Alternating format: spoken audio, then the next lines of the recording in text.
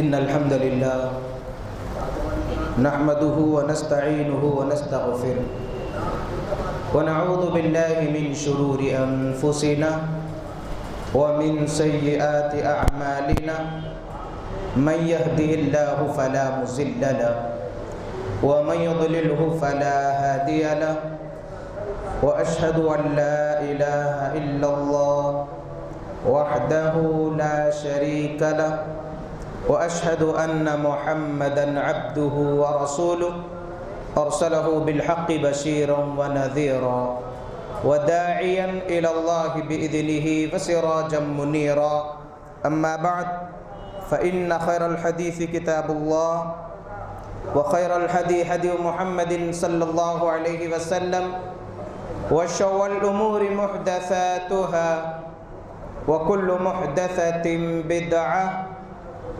وكل بدعة ضلالة وكل ضلالة في النار فأعوذ بالله من الشيطان الرجيم بسم الله الرحمن الرحيم وإن يمسسك الله بضر فلا كاشف له إلا هو وإن يردك بخير فلا راد لفضله يصيب به من يشاء من عباده وهو الغفور الرحيم وعن أبي هريرة رضي الله تعالى عنه قال رسول الله صلى الله عليه وسلم لا عدوى ولا طير ولا هام ولا صفر متفق عليه رب اشرح لي صدري ويسر لي أمري واحلل عقدة من لساني يفقه قولي ربي زدني علما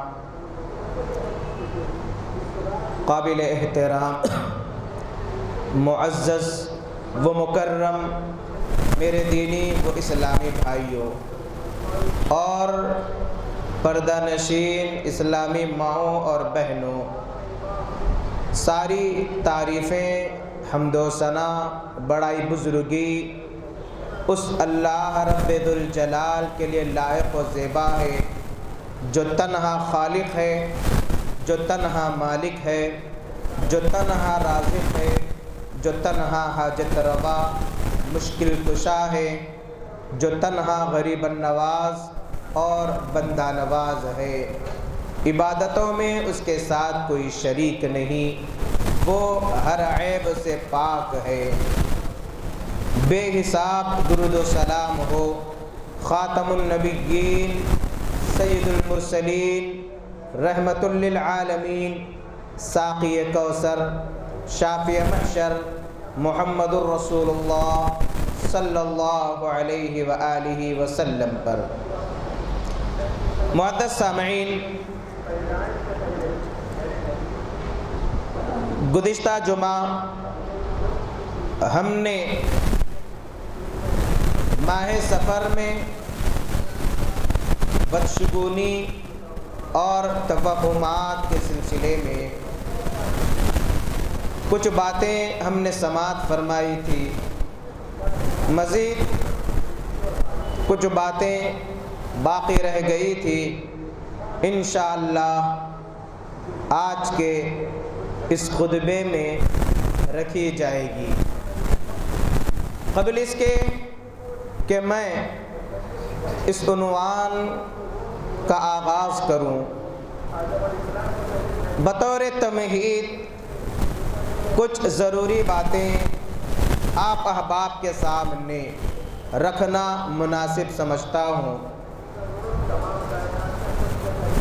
سب سے پہلی اور اہم بات تو یہ ہے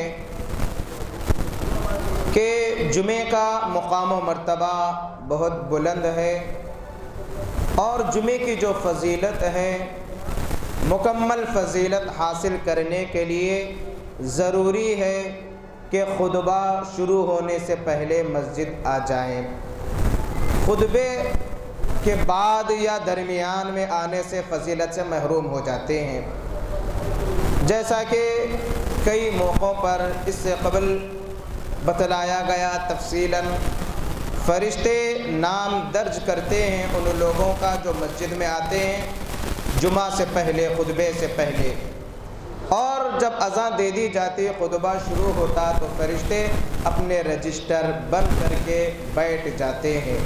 تو جو لوگ درمیان میں آتے ہیں وہ اس فضیلت سے محروم ہو جاتے ہیں۔ ایک اہم بات۔ دوسری اہم بات جو جمعے کے آداب سے متعلق ہے اور یہاں کے ذمہ داروں نے بھی توجہ دلانے کی گزارش کی ہے، وہ یہ کہ جمعے میں جو بیٹھنے کا طریقہ کار ہے وہ جو شروع میں آئے وہ شروع میں بیٹھے، اس انداز سے ترتیب وار بیٹھنا چاہیے۔ شروع میں آنے کے بعد اگر درمیان میں یا پیچھے اگر بیٹھ جائیں گے، شروع میں جگہ خالی رہے گی تو بعد میں آنے والے پیچھے سے سامنے آنے کی کوشش کریں گے گردنیں پھیلانتے ہوئے۔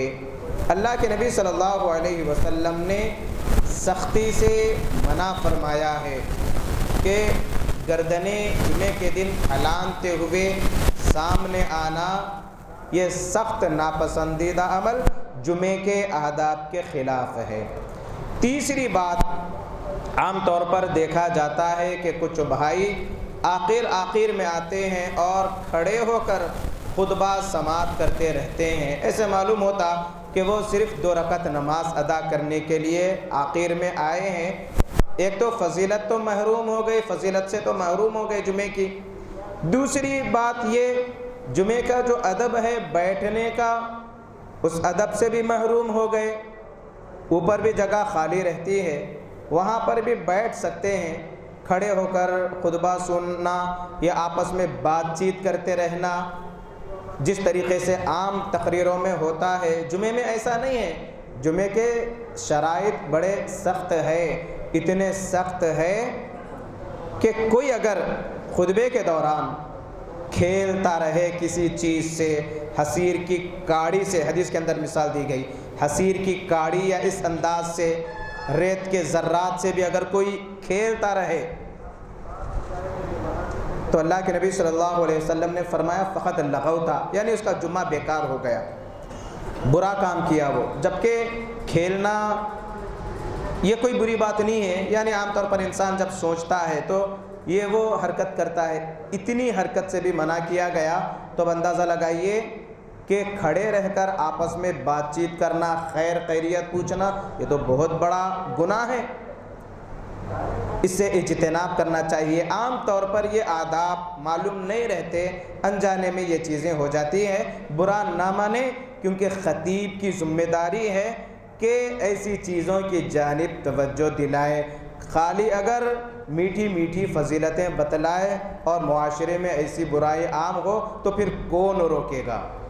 تو بطور نصیحت، بطور اصلاح یہ باتیں بتلائی جا رہی ہے ذمہ داران کی اجازت پر۔ تو یہ ضروری باتیں تھیں جمعے کے سلسلے میں۔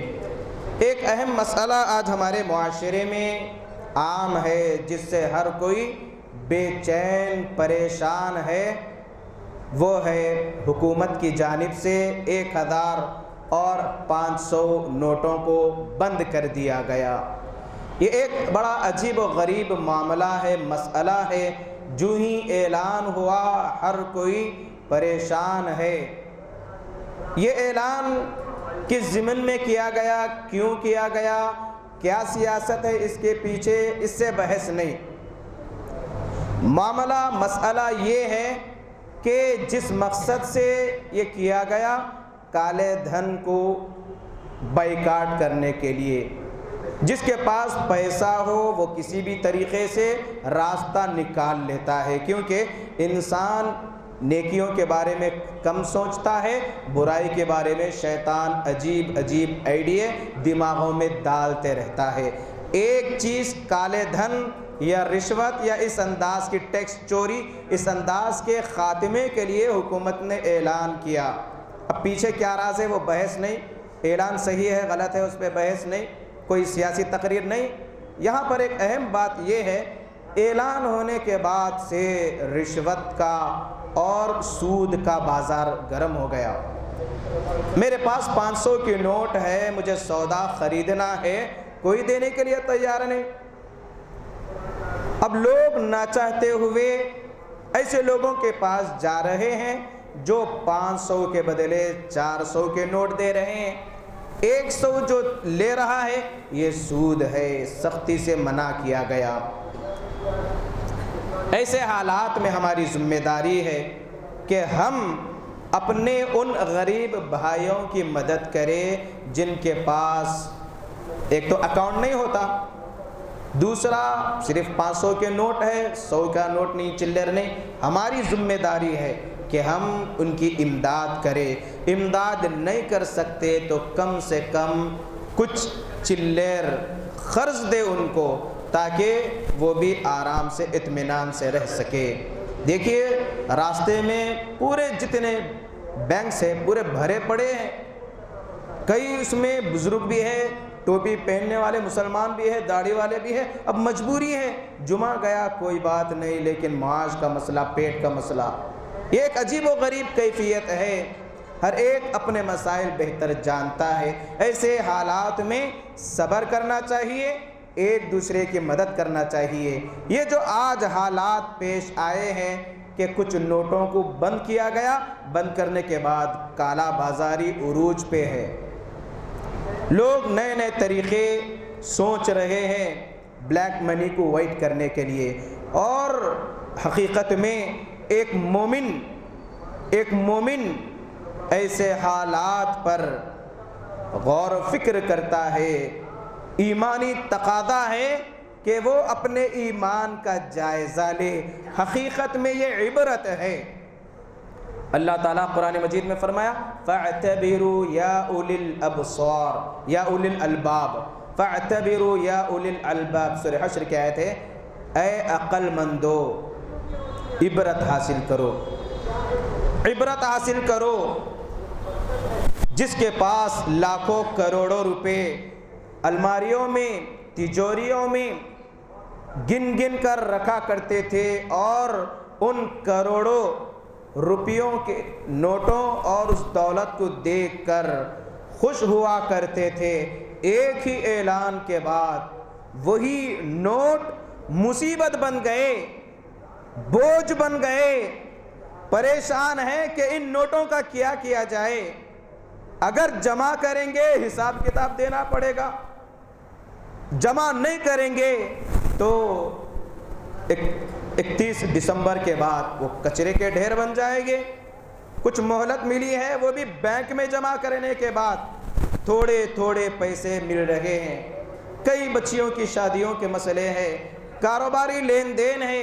اس انداز کے ایک عجیب و غریب آج مسلمانوں کی کیفیت ہے۔ خاص طور پر غریب جو طبقہ ہے وہ بڑا پریشان ہے کہ 500 کی نوٹ ہے، 1000 کی نوٹ ہے، لیکن اناج نہیں ہے گھر میں، گاڑیوں میں پیٹرول نہیں ہے، کاروبار جانے کے لیے سواریاں صحیح میسر نہیں، اور جو 2000 کے نوٹ مل رہے ہیں گن گن کر، اب وہ توڑانے کا مسئلہ ہے۔ اب وہ کہاں توڑائیں گے؟ کیا اناج لینے کے لیے 200-300 کا اناج، کرانہ سامان لینے کے لیے 2000 کی نوٹ دے تو وہ لے دے گا؟ وہ بھی بیچارہ، اس کے پاس بھی وہی معاملہ ہے۔ ایک عجیب و غریب کیفیت ہے۔ ایسے حالات میں عقل مندی کا تقاضا ہے کہ ہم دیکھیں کہ جس پیسوں کے لیے ہم اللہ کی عبادت چھوڑ دیتے ہیں، فجر کی نماز چھوڑ دیتے ہیں، نمازوں کو نظر انداز کر دیتے ہیں، پیسوں کے پیچھے بڑی تیزی سے بھاگتے ہیں، آج ان نوٹوں 1500 کی حقیقت سامنے آ گئی۔ ایک ایسا وقت آئے گا جب ہم دنیا سے چلے جائیں گے رب کے دربار میں، یہ پورا بینک بیلنس پیسہ دھرا کا دھرا رہ جائے گا، اور وہاں پر جو کام آنے والی چیز ہے وہ نیک اعمال ہے، اعمال صالحہ، یہی وہاں پر کام آئے گی۔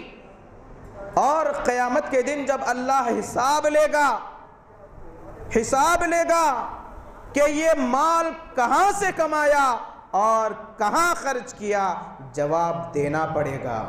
حکومت سے بچ سکتے ہیں، انکم ٹیکس سے بچ سکتے ہیں، ادھر ادھر سے کچھ کر کے ایڈجسٹ کر سکتے ہیں، لیکن رب کے دربار میں نہ رشوت چلے گی، نہ دنیا کی بینک بیلنس چلے گی، نہ دولت کام آئے گی، نہ رشتہ دار کام آئیں گے، نہ خاندان قبیلہ کام آئے گا، جبکہ جگری دوست دشمن بن جائے گا۔ انسان یہ تمنا کرے گا کہ کاش دنیا بھر سونا ہو، وہ بھی خرچ کر دے عذاب سے بچنے کے لیے، وہ بھی قبول نہیں کیا جائے گا۔ ایک تو ناممکن ہے، وہ بھی قبول نہ کی جائے گی۔ میرے بھائی، مال یہ آزمائش ہے، اللہ کبھی دے کر آزماتا ہے، کبھی چھین کر آزماتا ہے۔ مال کوئی حقیقت نہیں، زندگی گزارنے کے لیے ایک ذریعہ ہے۔ حقیقت میں اس مال کو اللہ کی راہ میں خرچ کرنے والے یقیناً قابل مبارکباد ہے۔ اب دیکھیے، کروڑوں روپے ہے، اگر اس سے کوئی یونیورسٹی قائم کر لی جاتی، دواخانہ بنا دیا جاتا، یا کسی مدرسے میں دے دیا جاتا، یا مسجد بنا دی جاتی تو کتنا بہتر ہوتا۔ اب پیسہ رہنے کے باوجود پریشان، تو الغرض یہ عبرت ہے تمام کے لیے کہ یہ جو پیسہ رہنے کے باوجود ہم پریشان ہیں، وہی معاملہ ہے نیکیوں کی جانب ہم آگے بڑھیں، اور یہ حاصل کرنے کے لیے جو ناجائز طریقے، رشوت، دھوکہ، سود، قتل و غارت گری، لوٹ کھسوٹ، اس انداز کی چیزوں سے اجتناب کرے۔ اب جو لوگ کروڑوں روپے جمع کر کے رکھے ہیں ٹیکس سے بچنے کے لیے ادھر ادھر، اب وہ کہاں کہاں سے حاصل کیے ہوں گے، جمع کیے ہوں گے، کب سے جمع کر رہے ہوں گے، کن کن کا حق مارا ہوگا، کن کن کو قتل کیا ہوگا، کن کن کو ڈبایا ہوگا، وہ افسوس کرے گا اپنے ان کرتوتوں پر۔ تو الغرض یہ عبرت ہے، اس سے عبرت حاصل کرنا چاہیے۔ میرے بھائی، بات چل رہی تھی سفر کے سلسلے میں، تو یہاں پر بتلانے کا مقصد یہ ہے، یہ جو پیسوں کا ذکر کیا میں، یہی ہے کہ ہم اپنے غریب رشتہ داروں کی مدد کریں، ایسے حالات میں ایک دوسرے کا ساتھ دے۔ اگر چلر یا کھلے اس انداز سے جس طریقے سے اناج کے ذریعے ہم مدد کر سکتے ہیں تو مدد کیجئے۔ آج حالات ایسے ہیں کہ قرضہ دینے والا بھی کوئی بھی نہیں، قرضہ بھی مانگے تو وہی نئی 2000 کی نوٹ ملے گی۔ اب چلر کون رکھتا، کب تک رکھتا؟ تو الغرض ایک دوسرے کی مدد کرنا آج کے حالات میں ہمارے لیے ضروری ہے، اور ہم اللہ سے دعا کریں اللہ تعالیٰ اس انداز کے ظالموں کو ہم پر مسلط نہ فرما جو ہماری چین و سکون، نیند اڑا دے۔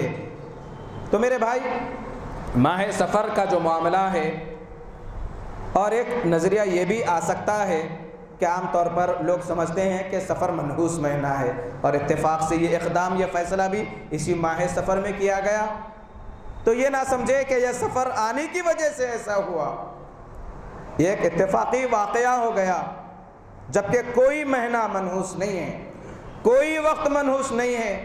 عام طور پر 13 تاریخ کو منحوس سمجھتے ہیں، 3/13 ہو گیا آپ کہتے بربادی کو۔ اوقات کو بعض لوگ منحوس سمجھتے ہیں، کوسی گھڑی چل رہی تھی کہ نہیں معلوم، یہ وقت اللہ کا ہے، یہ دن اللہ کے ہیں، یہ ساعتیں اللہ کی ہیں۔ یقیناً وہ وقت جو عبادتوں میں گزرا قابل مبارکباد ہے، وہ وقت جو گناہوں میں گزرا نحوست ہے ہمارے لیے۔ اور جو مصیبتیں آتی ہیں عام طور پر، وَمَا أَصَابَكُم مِّن مُّصِيبَةٍ فَبِمَا كَسَبَتْ أَيْدِيكُمْ، انسان کے کرتوتوں کی سزا ہے۔ جس قوم میں ناپ تول کی کمی ہوتی ہے، وہاں پر اللہ تعالیٰ ظالموں کو مسلط کر دیتے ہیں۔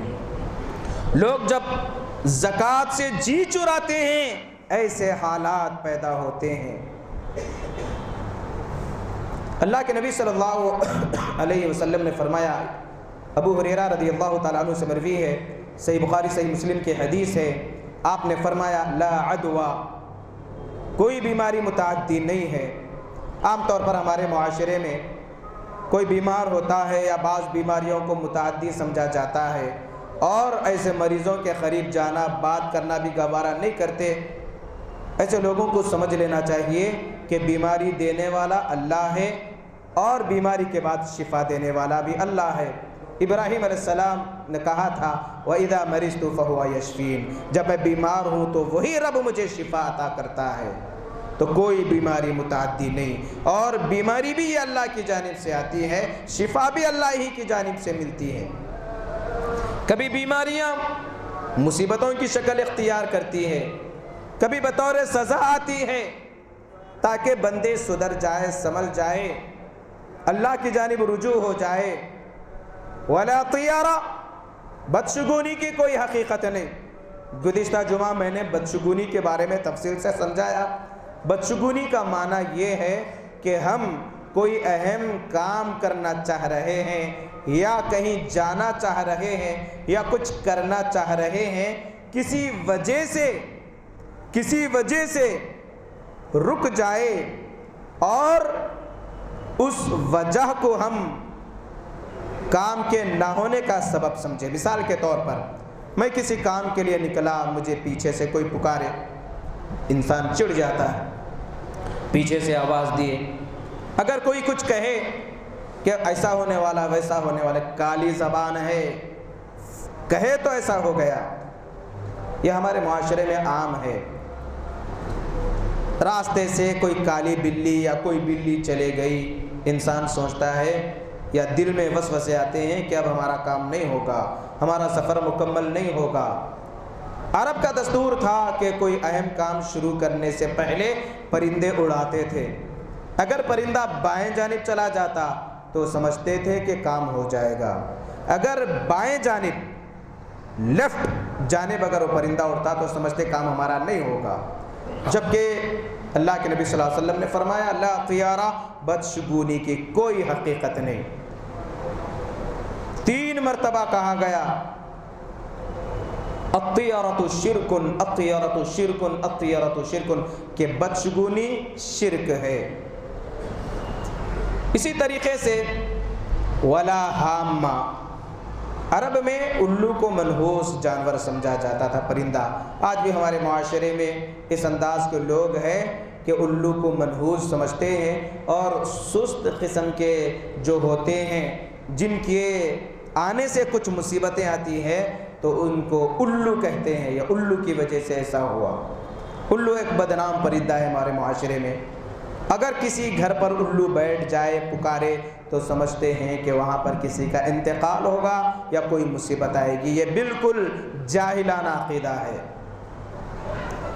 افحکم الجاہلیت یبغون، رب نے کہا کیا جاہلیت کے طور طریقے چاہتے ہو؟ کیا پھر اسی جانب پلٹ رہے ہو؟ ولا ہامہ، اس کے بعد کہا گیا ولا سفرا، ماہ سفر میں نحوست کا کوئی تصور نہیں۔ اور سفر کے سلسلے میں گزشتہ جمعہ تفصیل سے بتلا دیا گیا تھا۔ میرے بھائی، یہ جو 4 چیزیں بتلائی گئی یہ ایک اصول ہے، اس کے علاوہ جتنی بھی چیزیں ہو سکتی ہے۔ آج ہمارے معاشرے میں عجیب عجیب توہمات پائے جاتے ہیں۔ کوئی اگر چوکھٹ پر بیٹھ کر کھا لے تو عجیب نظریے پائے جاتے ہیں، ٹوٹا ہوا آئینہ دیکھ لے تو سمجھتے ہیں کہ قسمت پھوٹ جائے گی۔ صبح اٹھنے کے بعد اچھے اچھے طغروں کو دیکھنا پسند کرتے ہیں، اور اگر صبح اٹھنے کے بعد کوئی مصیبت آ گئی تو سوچتے ہیں کہ میں کس کا چہرہ دیکھا، اور ہمارے معاشرے میں یہ عام ہے کہ کس کی صورت دیکھ کر اٹھا تھا کی۔ تو یہ اس کی کوئی حقیقت نہیں۔ اسی طریقے سے غیب کی حالت معلوم کرنے کے لیے، آئندہ کی چیزیں معلوم کرنے کے لیے جادوگروں، کاہنوں، نجومیوں کے پاس جانے کا بھی ہمارے پاس رواج ہے۔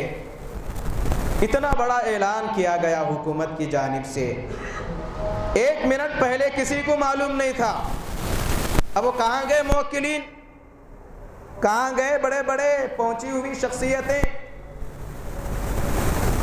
اگر واقعی کوئی ایسی حقیقت ہوتی تو جن پہلے ہی جا کے اندازہ لگا لے کے آ کے بتلاتا، دیکھو پوری جتنی پرانی نوٹ ہے ختم کر دو، حکومت کا یہ اعلان آنے والا ہے۔ ہر کوئی آج پریشان ہے۔ ہر کوئی پریشان ہے کہ پیسوں کو کیا کیا جائے. بینک میں رکھیں گے تو حساب دینا پڑے گا, اگر رکھیں گے تو بیکار ہو جائے گا. لیکن ایسے حالات میں بھی اتنی توفیق نہیں ہوتی کہ کچھ پیسے غریبوں میں تقسیم کر دے. اب یہ برباد ہونے ہی والا ہے, کسی کے کام آ جائے گا. اتنی بھی ایسے حالات میں بھی فرصت نہیں ملتی غریب کی مدد کرنے کی. آخری وقت تک انسان کوشش کرتے رہتا ہے کہ اس پیسوں کو کس طریقے سے کنورٹ کیا جائے.